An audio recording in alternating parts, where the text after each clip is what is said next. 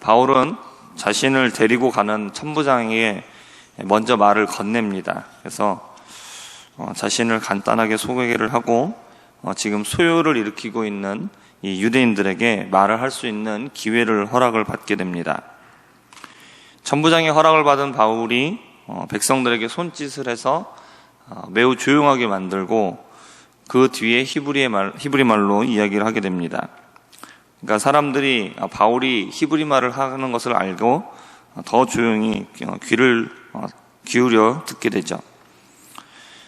그러면서 바울이 말하는 것이 지금 이 소동을 일으킨 이 유대인들과 같이 자신도 유대인이고 율법의 교훈을 받고 하나님께 대하여서 열심히 있는 사람이다 라는 것을 말을 합니다. 근데 바울이 거기서 자신은 가말리아의 문화에서 배웠다라고 얘기를 하면서 그 누구보다도 더 엄격한 바리새파의 율법을 배웠음을 이야기를 합니다. 그러니까 아시아에서 온 유대인의 말들처럼 바울이 율법을 지키지 않고 또 다른 유대인들에게도 율법을 지키지 말아라, 필요 없다라고 가르쳤다라는 이들의 말이 전혀 근거가 없는 잘못된 오해다라는 것을 밝히는 것이죠. 그리고 이어서 나가는 바울의 이야기의 내용은 바울이 다메섹으로 대제사장의 공문을 받아서 그리스도인들을 잡으려고 갔다가 또 그 빛 가운데서 예수님을 만나게 된 바울의 간증이었습니다. 바울은 하나님에 대한 열심을 가지고 있는 자신이 예수님을 만나게 되었다라는 이 간증을 합니다. 그러면서 하나님에 대한 열심이 있는 너희들 유대인들도 예수님을 믿어야 된다라는 것을 간접적으로 이야기를 하는 것이죠. 하나님을 향한 바른 믿음과 소망을 가진 사람은 당연히 예수님을 믿게 되는 것이죠. 왜냐하면 예수님은 하나님께서 이 땅 가운데 보내신 하나님의 아들이시기 때문입니다. 그러니까 아버지를 믿으면 아들을 믿는 것은 너무나 당연한 겁니다. 그러니까 하나님을 믿는다라고 말을 하지만 예수님을 믿지 않는 사람은 그 사람은 하나님을 믿는 게 아닙니다.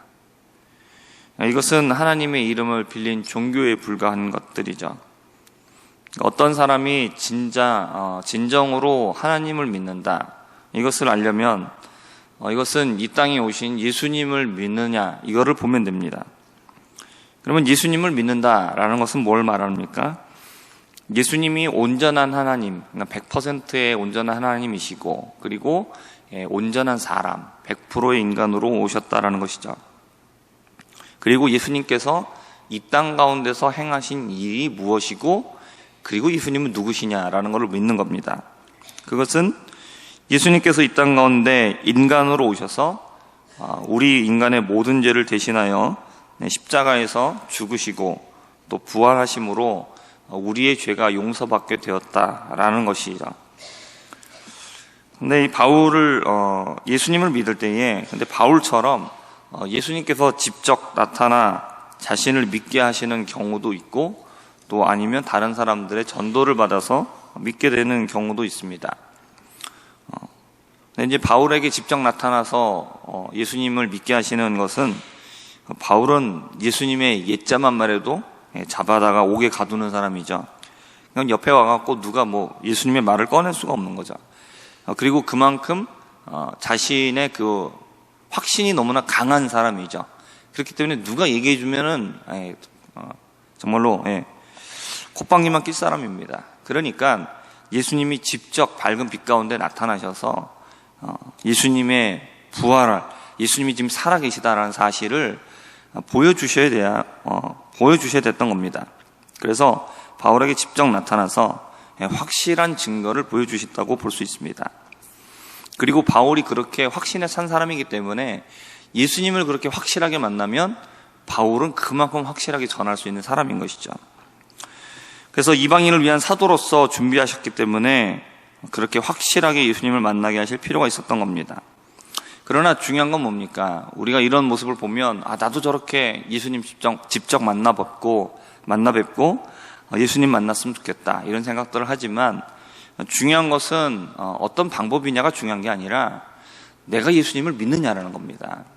내가 기적을 체험했느냐 체험하지 않았느냐, 이게 중요한 게 아니라 내가 예수님을 믿느냐라는 거죠. 왜냐하면 예수님을 직접 본 사람들도 있었고 예수님이 행하시는 기적을 직접 체험한 사람들도 있었습니다. 하지만 그들 중에 많은 사람들이 안 믿었습니다. 그렇기 때문에 물론 기적을 우리가 체험할 수 있다면 더 훨씬 좋겠고 생동감 있고 훨씬 더 우리의 믿음 가운데서 도움이 될 수 있는 부분들도 있겠지만, 우리가 그렇지 않다고 해도 그 기적이 적혀 있는 성경을 보면서, 하나님의 말씀을 보면서 하나님 살아계시구나, 예수님 살아계시구나 라는 것을 믿을 수 있으면 이게 가장 큰 복인 줄 믿습니다. 바울은 자신을 잡아 죽이려고 했던 유대인들의 손을 피하게 됐습니다. 그래서 이 군대의 보호를 받고 어서 자리를 피하면 되는데, 그것보다 천부장의 허락을 받아서 유대인들에게 자신의 간증을 이야기합니다. 복음을 전하는 거죠. 오히려 지금 자신에게 집중되어 있는 이 모든 것을 복음을 전하는 기회로 삼았다라는 겁니다.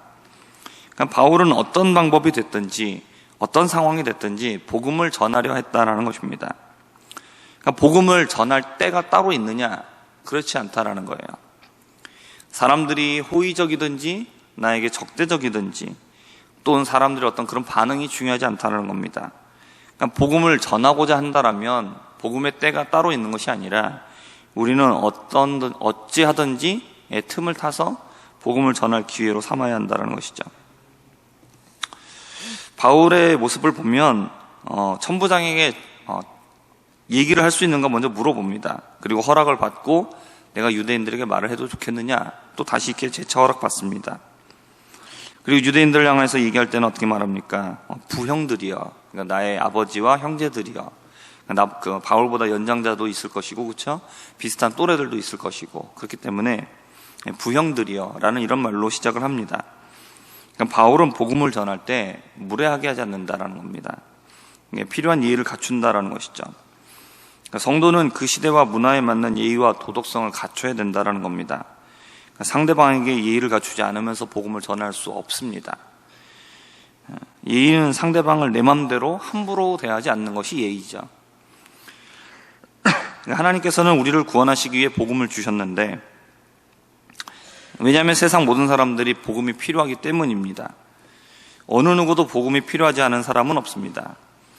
하지만 하나님께서는 그 복음을 전할 때에도 그 사람의 의사와 상관없이 복음을 억지로 막 밀어넣지는 않으십니다.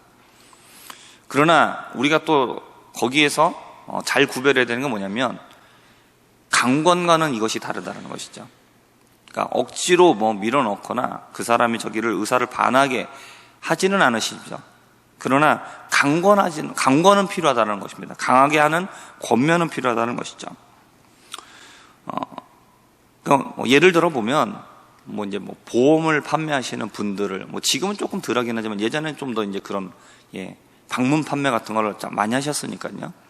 지금은 이렇게 지인 소개로 많이 가죠, 그렇죠? 근데 그런 거를 판매하시는 분들을 보면 어떻습니까? 와가지고 예의 바르게 얘기해요, 그렇죠? 그리고 이런 상품들이 있습니다, 이렇게 얘기하면서, 근데 이제 듣기가 싫어요. 그럼 됐다고, 괜찮다고 그냥 가라고 하고 다음에 또 옵니다. 그러다 보면 어떻게 됩니까? 내 생각과는 좀 다르니까 자꾸 방문하는 게 귀찮아서 짜증을 낼 수도 있고, 어떤 분들은 화도 낼 수도 있겠죠. 근데 그런 것들을 상관없이 와서 계속 권면을 합니다, 그렇죠? 이게 뭐예요? 강권이에요, 강권. 이게 강권입니다. 그런다고 해서 그 사람의 팔을 억지로 끌어다가 묶어다 놓고 억지로 서명받아가지고 하는 것 아니죠. 그러니까 우리가 이런 것들을 잘 구별해야 된다는 겁니다. 복음을 전하는 것도 마찬가지입니다. 상대방이 그것에 대해서 복음에 대한 반응이 역정을 낸다거나 짜증을 낸다거나 그런다고 해서 포기하고 내려놓는 게 아니라는 거죠. 분명히 성경에서 뭐라고 말하면 강권하라고 하셨어요. 강권하여 내 집을 채우라고 말씀하셨습니다. 이건 뭐냐? 왜 그렇습니까? 이것은 복음이 그만큼 귀중하기 때문에 그래요. 복음을 받아들이면 영생은 얻을 수 있어요. 그 사람이 살 수 있단 말이죠. 그만큼 중요하기 때문에 강권하라는 거예요.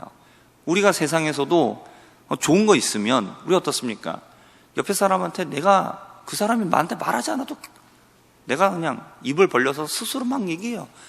야, 이거 좋아. 이거 내가 써봤는데, 이거 해봤는데, 너무 좋더라. 이거 너도 나중에 한번 꼭 해봐. 그러면서 우리 어떻게 합니까? 나중에, 야, 내가 한번 해줄게.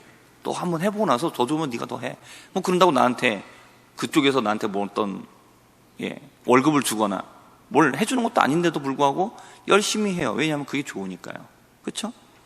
복음도 마찬가지란 거죠. 이런 강권함이 필요하다는 거죠. 강권함이 필요해요.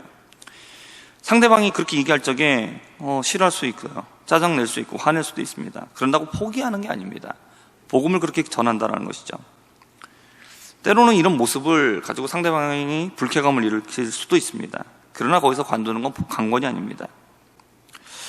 하나님은 우리가 복음을 들어야 되기 때문에 우리를 통하여서, 하나님을 믿는 우리를 통하여서 강권하여 복음을 전하게 하십니다. 그렇기 때문에 우리는 기회를 삼아서 언제든지 복음을 전하는 사람들이 되어야 합니다. 물론 강권이라고 하는 것은 사람마다 기준이 좀 다를 수 있습니다. 왜냐하면 그 사람의 성향이 있기 때문에 난 이 정도면은 내가 정말 강하게 권면하는 거야 라고 생각할 수 있는데, 또 다른 사람은 난 그거보다 좀 더 강하게 할 수도 있는 겁니다. 그렇기 때문에 그건 조금씩 다를 수 있겠지만, 그러나 정말 내가 생각하는 기준 안에서 난 정말 이 정도 강권하고 정말 권면하고, 그래서 그 사람으로 하여금 복음을 믿도록 애쓰는 그런 것들은 우리에게 보다 필요하다는 것이죠. 바울의 모습이 이러했다는 것입니다. 사람들에게 강권하고 언제든지 항상 복음을 전하려고 애쓰고 힘썼다는 것이죠. 우리도 이런 바울의 모습처럼 지금 우리가 바울과 같이 수많은 사람들 앞에서 복음을 전할 그런 기회는 우리에게 별로 없겠지만, 나에게 주어진 상황에서 어떻든지 간에 복음을 전하려고 애쓰고 그에게 예수님을 알려주고 그가 영원한 생명으로 돌아설 수 있도록 또 기도하고 또 전도하고 그렇게 힘쓰는 가운데, 하나님께서 우리에게 생명을 주신 것처럼 우리 주위에 있는 사람들에게도, 가족들에게도, 친척들에게도, 친구들에게도 그렇게 영생을 전해 줄 수 있는 저와 우리 모든 성도님들 되실 수 있기를 주님의 이름으로 부탁을 드립니다. 기도하겠습니다. 하나님 아버지, 우리가 복음을 전할 때에 우리가 정말로 다른 사람들을 향한 예의를 잘 갖추고 또 그 영혼을 사랑하는 마음으로 강권할 수 있는 자가 되게 하여 주시옵소서. 하나님, 우리에게 영원한 생명을 주신 것처럼 하나님 그들에게도 영생이 필요합니다. 우리에게 주신 이 영원한 생명을 우리가 누리며 또한 이것을 잘 전하여서 정말로 우리 주위에 있는 사람들을 구원하시고자 하는 하나님의 도구가 되게 하여 주시고, 또 하나님의 영광 나타낼 수 있는 우리 모두가 되게 하여 주옵소서. 감사드리며 예수님의 이름으로 기도합니다. 아멘.